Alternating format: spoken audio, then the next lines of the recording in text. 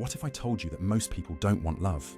They want to be chosen, not known, not seen, not even loved in their raw, messy entirety, but selected, picked, as if being picked validates their worth. This hunger for validation often dresses itself as love, but its heartbeat is different. It races when someone texts first, slows when they notice you, and crashes when they don't. We grow up dreaming of love, but what we chase is the affirmation that we matter to someone, anyone. And when that person finally looks our way, we feel like we've won something. But what have we won, really? This craving doesn't stem from narcissism. It's born in silence, the quiet neglects of childhood, the subtle dismissals, the praises withheld when we needed them most. Over time, those gaps become a void, and we seek people not to connect with, but to fill us. We say we want love, but we want to be filled up. Many people enter relationships not to love, but to feel seen. And when they feel unseen, when their partner misses a call, doesn't compliment their new haircut, or forgets a small anniversary, it feels catastrophic. Not because it's a big deal in itself, but because it echoes something deeper. I'm not important. This is how we confuse love with validation. Love is about giving, understanding, enduring. Validation is about being fed emotionally in just the right ways. Love is slow, complex, layered.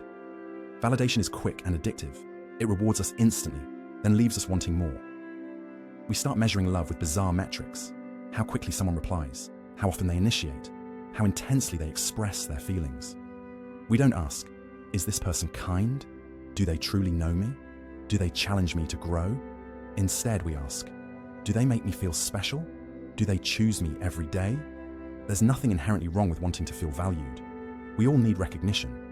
But when that need becomes the foundation of your romantic blueprint, everything else falls apart. Because the moment your partner stops feeding your need, not intentionally, just because life happens, the illusion shatters. And then the spiral begins. You replay conversations, analyze their tone, reread texts, search for signs of detachment. You don't seek clarity. You seek confirmation of your worst fears. You're not afraid they've stopped loving you. You're terrified they've stopped validating you. And here's the paradox.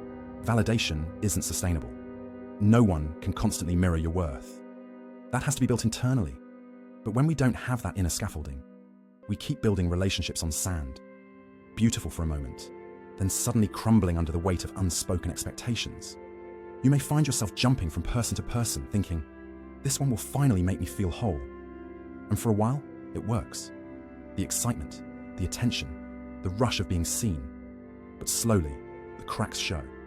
One unmet expectation, and it all begins to rot. Not because the person is wrong, but because they were never meant to carry the weight of your self-worth. Here's the truth we rarely admit. When someone ignores us, we don't just feel disappointed.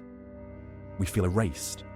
It reopens the old wounds, the moments we were overlooked, dismissed, emotionally starved.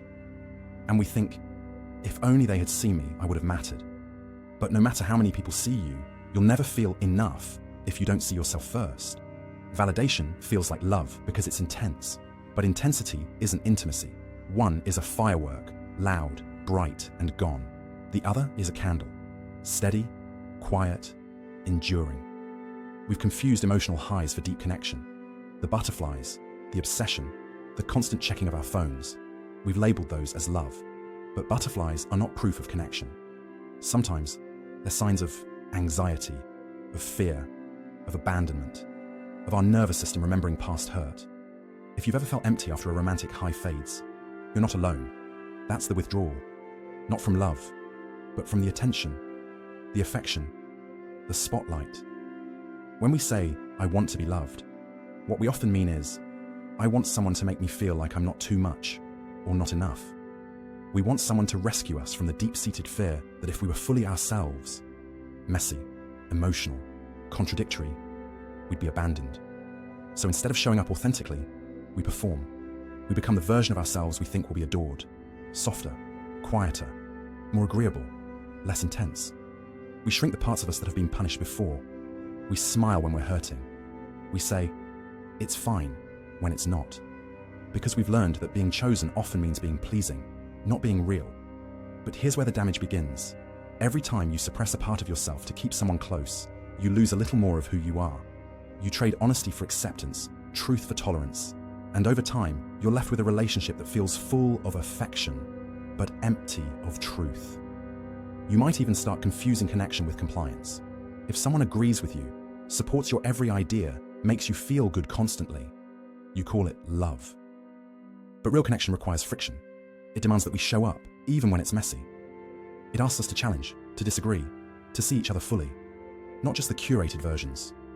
The more we crave validation, the more we fear rejection. And that fear becomes the compass for our choices. We avoid vulnerability, not because we're cold, but because we're terrified that the moment we open up, the person will leave. And so we live in a kind of emotional limbo, not fully seen, but not abandoned either. Safe, but starving. In relationships, this fear manifests in subtle ways. We become overly agreeable, then resentful when our needs are unmet. We say yes when we mean no. We give too much, then pull away to see if they notice. Every gesture becomes a test. Will you love me if I do this? Will you stay if I show that? This isn't manipulation, it's survival. It's the wounded child inside us, still trying to earn love, the only way they know how, by being perfect. And perfectionism in love is a silent killer. It makes us work for affection that should be freely given. It turns intimacy into performance. And when we inevitably fail to be perfect, when we break down, get insecure, or make mistakes, we spiral. Because if our worth was tied to our performance, then our failure must mean we're unworthy. We say we want to be loved for who we are, but deep down, we fear who we are isn't lovable. So we keep polishing the mask. We add filters, silence truths, play roles, and the more we're praised for our mask, the more terrified we are to take it off. Ironically, the thing we crave the most, being. If this content is making sense to you, click the subscribe button and subscribe to the channel. Thank you for your support. Truly loved can't exist unless we take that risk, unless we show up, flawed and unfiltered, and say, here I am, this is me, and wait, not for applause, but for acceptance. The saddest part? Many people go through life never experiencing that kind of love. They build relationships around safety, not sincerity. They settle for partners who validate their surface, but never dare to explore their depth. And then they wonder why it feels lonely, even in love. Loneliness in a relationship doesn't come from lack of company. It comes from lack of connection, from being next to someone and knowing they don't really see you, from sharing a life, but not a soul. So what do?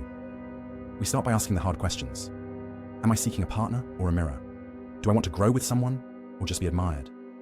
Am I ready to be loved, or do I just want to be reassured?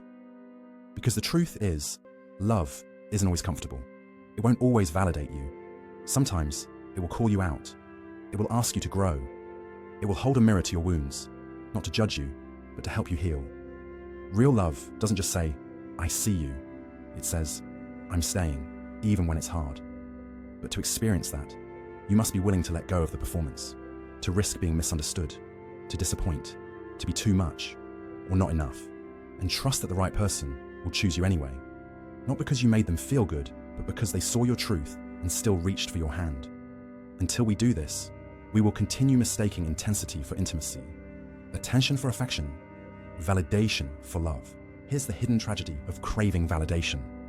The more we seek it, the more we attract relationships that feed our ego but starve our soul.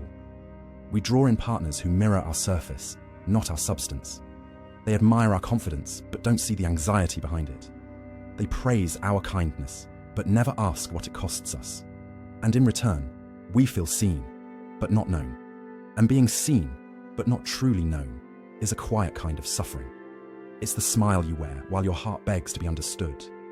It's nodding through conversations that never touch the real you. It's intimacy that feels like performance. Warm enough to stay, but never hot enough to melt the walls. The deeper this goes, the more fractured we become. We split into two selves, the one we present and the one we hide. The outer self is agreeable, charming, competent. The inner self is aching, raw, and starved for oxygen. And the longer we maintain this split, the more exhausted we feel. Not just tired, existentially tired. Tired of not being real. Tired of editing ourselves just to be loved. Validation becomes a drug. Each compliment is a hit. Each like a tiny lifeline. But like any addiction, the high fades quickly, and we're left needing more. More reassurance, more approval, more people to tell us we matter, because we've forgotten how to believe it ourselves. And here's the cruelest twist. The more we rely on others to validate us, the more we lose touch with our own inner compass. We stop asking, do I like this person? And start asking, do they like me? We stop wondering, is this right for me? And focus only on, am I right for them? Our self-worth becomes a currency we never quite earn. And even when we're loved, we question it. Do they love me, or the version of me I've created for them? That doubt eats away at any sense of peace. Eventually, it reaches a breaking point. A moment when the pain of being unseen outweighs the fear of being rejected. When you're so tired of performing that you whisper, maybe for the first time, I can't keep doing this. And that moment, as terrifying as it is a gift. Because in that moment, you're standing at the edge of something real, something sacred. You're standing at the beginning of wholeness. But to move forward, you have to shed the masks, the people-pleasing, the self-silencing. You have to look in the mirror and ask, what have I abandoned in myself to be loved by others? Maybe it's your voice, maybe your dreams, maybe the parts of you that were too wild, too sensitive, too extra for someone else's comfort. But they are yours, and reclaiming them is not selfish, it's sacred. The road to authentic love starts with choosing yourself. Not in a cliché self-help book kind of way, but in a raw daily practice of saying, I matter. I'm allowed to take up space. I can be loved without shrinking. This doesn't mean you stop needing people. It means you stop needing them to define you. You learn to hold your own heart, to validate your own existence. And from that place of inner fullness, you start attracting people who see you, not because you begged them to, but because you dared to be visible. And when you show up fully, unfiltered, unedited, unafraid, the right people won't flinch. They'll lean in, not out of obligation, but out of recognition. Because real love is magnetic. It draws those who are brave enough to meet you where you really are. This is not a fairy tale path. There will be loss. Some people will leave. Some will be confused by your transformation. They loved your mask, not you. And when you take it off, they may disappear. That's okay. Let them. Because what's ahead is worth everything.